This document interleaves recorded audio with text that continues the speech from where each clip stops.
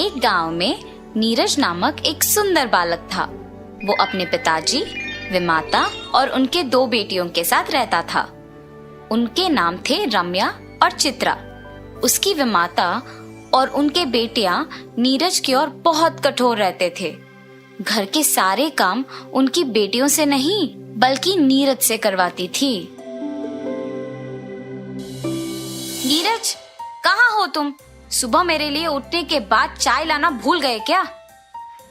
ऐसे बिस्तर पे लेटे हुए चिल्लाती है जब नीरज चाय लेके आता है। नीरज, मैंने तुमसे मेरे कपड़ों की इस्त्री करने के लिए कहा था, तुमने किया? आप ही के पास लेके आ रहा हूँ दीदी। सुबह उठ के सारे काम करने पर नीरज थक के सो जाता था। एक दिन नीरज अपने विमाता को पानी दे रहा था जब थोड़ा पानी गलती से उन पे गिर जाता है। अपने विमाता से मार खाने के डर से वो घर से भाग जाता है। जहाँ भी जाओगे घूम फिर के तो तुम वापस घर ही आओगे, तब देखती हूँ। ऐसे वो घर से निकलकर चलते चलते बहुत दूर चला जाता है। न जाने अब मैं कहाँ हूँ, बहुत रात हो गई है, मुझे यहीं कहीं सोना होगा। ऐसे वो उसके चारों ओर देखता है। कोई भी ना होने पर घबरा जाता है। तब उसे एक बड़ा बंगला नजर आता है। शायद वहां कोई होगा। ऐसे सोचकर वो बंगला के अंदर जाता है। बंगला अंदर से बहुत पुराना था और सारे सामान इधर उधर बिखरे हुए थे। कोई है? ऐसे आशा में चिल्लाता है कि कोई दिख जाए और घर में पुरानी चीजें होने के कारण इधर उधर देखता है। तब उसे उन चीजों में एक चमकता हुआ कुछ दिखाई देता है। यहाँ के सारे वस्तुओं पे धूल है, मगर ये क्या है जो चमक रहा है? ऐसे नीचे पड़े हुए उस चमकते हुए वस्तु को उठा के उसे साफ करता है और तब देखता है कि वो एक आईना है। साफ करने के बाद वो एकदम नया दिखता है। ये चीज तो टूटा भी नहीं है और मेरे साफ करने पर नया दिख रहा है। मैं अगर नीचे भी गिर गई तो भी नहीं टूटूंगी। तुम बात भी करते हो? हाँ, मैं बात कर सकती हूँ। तुम नीचे गिरने पर भी क्यों नहीं टूटोगी? मैं नहीं टूटूंगी और अगर टूट भी गई तो मुझ में सारे टुकड़ों को संलग्न करने की शक्ति है। तुम्हारी विमाता के हाथ मार खाने के डर से तुम भाग के बाहर आए हो ना? हाँ, तुम्हें कैसे पता? मुझे सब पता है, मैं कुछ भी कर सकती हूँ। अच्छा, तुम सब कुछ कर सकती हो ना? तो मैंने सुबह से कुछ नहीं खाया है, मुझे बहुत भूख लग रहा है। मुझे खाने के लिए कुछ दे सकते हो? जरूर, मुझे देखकर तुम्हारा मनपसंद खाना को मांगो। नीरज जैसे ही आईने को देख के अपना मनपसंद खाना मांगता है, वो उसके सामने प्रत्यक्ष होता है और वो आश्चर्यचकित रह जाता है। तुम सच में कुछ भी कर सकते हो, तुम जादुई आईना हो। उसका मनपसंद खाना उसको मिलते देख नीरज सब भूल जाता है और खाके वही आराम से सो जाता है। अगली सुबह अपने विमाता की आवाज सुनाई पड़ने पर उठ जाता है। अपने कमरे में रहते देख वो दंग रह जाता है। कल रात तो मैं बंगले में सोया था, यहाँ कैसे आ पहुंचा? तुम्हें यहाँ मैं लाई। तुमने? मगर क्यों? अगर मेरी विमाता मुझे देखेगी तो मारेगी। मुझे डर लग रहा है, मैं यहाँ नहीं रहूंगा, मैं चला जाऊंगा। इतना क्यों डर रहे हो?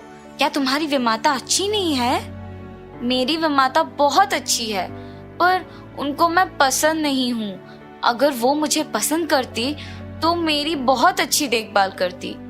तो फिर अपने विमाता में बदलाव क्यों नहीं लाते तुम? मैं उनसे कैसे कहूँ कि मुझसे अच्छे से पेश आए? मैं तुम्हारी मदद करती हूँ, तुम डरो मत। तुम्हारे बहनें स्कूल के लिए तैयार हो रही हैं। तुम नहीं जाओगे? मुझे बहनों के साथ स्कूल जाना बहुत पसंद है, पर मेरे लिए कपड़े और पुस्तकें खरीदना पड़ेगा, इसीलिए मेरी विमाता मुझे नहीं भेजती है। तुम कुछ भी कर सकते हो ना, मुझे कपड़े और पुस्तकें दिला दो। नीरज आईना में देखकर जब ये कहता है तो तुरंत वो प्रत्यक्ष हो जाते हैं। मैं भी बहनों के स्कूल जाने से पहले सारा काम खत्म करके उनके ही साथ स्कूल चले जाऊंगा। तब उसकी विमाता उसे घर के काम करते हुए देखती है। मैं वैसे भी अकेले ये सब काम नहीं कर पा रही हूँ। अगर मैं नीरज को डांटूंगी तो वो वापस भाग जाएगा और मुझे काम अकेले करना पड़ेगा। ऐसे सोचकर नीरज को देखने पर भी वो कुछ नहीं कहती है।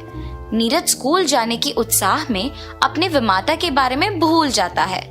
काम जल्दी खत्म करके यूनिफॉर्म पहन के अपने बहनों के साथ वो भी स्कूल के लिए निकल जाता है। नीरज को अपनी बेटियों के साथ साथ स्कूल चले जाना उसकी विमाता देखती है। नीरज ने सारा काम बहुत जल्दी कर लिया और आज स्कूल भी चला गया। उसको नए कपड़े कहाँ से मिले? ये बात मुझे उसके स्कूल से आने के बाद पूछना होगा। और उसके स्कूल से आने वक्त तक इंतजार करती है। नीरज के स्कूल से आने के बाद मुझे उससे प्यार भरी बातें करके उसको पूछना होगा कि उसके नए कपड़े खरीदने के पैसे कहाँ से मिले। इतने में नीरज उसके बहनों के साथ स्कूल से वापस आता है। माँ, नीरज के हमारे साथ स्कूल आना मुझे बिल्कुल नहीं पसंद। हाँ माँ, मुझे भी। उनके माँ नीरज के नए कपड़े और पुस्तकों के बारे में जानने के लिए उन्हें चुप करवाती है। चित्रा, भैया को ऐसे नहीं बोलते। नीरज, इधर आओ बेटा। ऐसे प्यार से बुलाकर उसको अपने बगल में बिठाती है। बेटा, स्कूल का पहले दिन कैसे लगा तुमको? नीरज को जब विमाता उसकी माँ की तरफ प्यार से पेश आना देख उसे बहुत खुशी होती है। काश मेरी विमाता हमेशा मुझसे ऐसी ही बात करती। नीरज, बेटा तुम्हें ये स्कूल यूनिफॉर्म, बैग और पुस्तकें कहाँ से मिले? विमाता, ये सब मैंने नहीं खरीदा। और ऐसे नीरज उनको जादुई आईने के बारे में सब कुछ बताता है। बेटा, मुझे वो आईना दिखाओगे? जी विमाता, अभी लेके आता हूँ। आईना लेकर अपने विमाता को देता है और उस आईने की कहानी उसकी बहनें भी सुनती हैं। माँ, मैं पहले मेरी मनपसंद चीजें मांगती हूँ, मुझे वो आईना दो ना माँ। बड़ी बहन होने के नाते मुझे वो आईना पहले मिलना चाहिए। मैं पहली अपनी मनपसंद चीजें मांगूंगी। तुम दोनों लड़ो मत। चित्रा ने पहले पूछा तो पहले उसे मिलेगा ये। पहले जादुई आईना चित्रा को मिलने पर वो बहुत खुश होती है। मुझे सबसे खूबसूरत बनाओ। ऐसे कहते ही चित्रा बहुत सुंदर बन जाती है और फिर आईना रम्या को दिया गया। मुझे मेरी बहन से भी सुंदर बनाओ। ऐसे मांगते ही रम्या चित्रा से भी ज्यादा खूबसूरत बन जाती है, पर उससे संतुष्ट ना होकर लालच से वो आईने से और खूबसूरत बनाने के लिए मांगती है और तुरंत उसकी सारी सुंदरता खोकर वो बदसूरत बन जाती है। तब रम्या दुखी होती है ये सोचकर कि ज्यादा खूबसूरत बनने के लालच में ऐसी स्थिति आ गई कि अपने आप को आईने में नहीं देख पा रही हूँ। रम्या को ऐसे बदसूरत देख उसकी माँ भी बहुत दुखी होती है।